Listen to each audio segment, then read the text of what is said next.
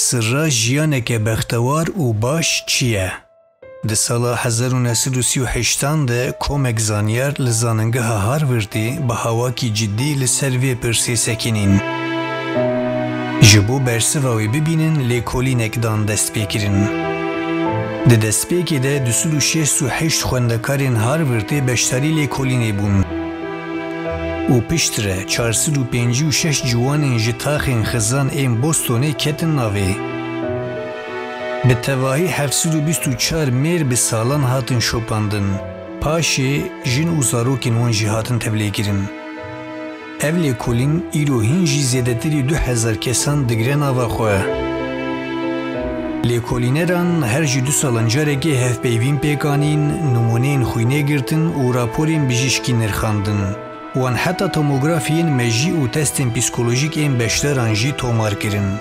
دانه این لیکولینا گزیدتری 8 سالن دوام دکه تشتکی آشکره دبیجه.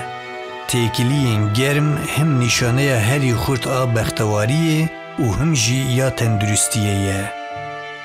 نه پره نه ناودنگ نه جی هش او جیری. آنگو وکه به 1000 سال بری آریستو گوتیه چقاس همو نیمه دیدن هبین جی تو کس جیانک بی هوالان هلنا بجیره. کسین که ده 5 سالی اوان ده تکیلی وان این خورد هبون ده 8 سالی اوان ده تندرستی اوان فیزیکی و درونی پر چیتر بو. حد دیتن که کسین که به تن اثر خودجین مترسی اوان نخوشی دل و دمانس زیده تره. کسین که تکیلی وان جواکی خورد بون آستا هورمون اوان استرس کورتیزول کمتر بو و پرگال اوان پاراستن لاش برخودیرتر بو. به کرد و کرمانجی گریدان مین جواکی شیوه ددن بیولوژیامه. وکی کو کنفوچیوس گوتیه ماج دور هاتنا هوال و هوگران نکیف خوشیه.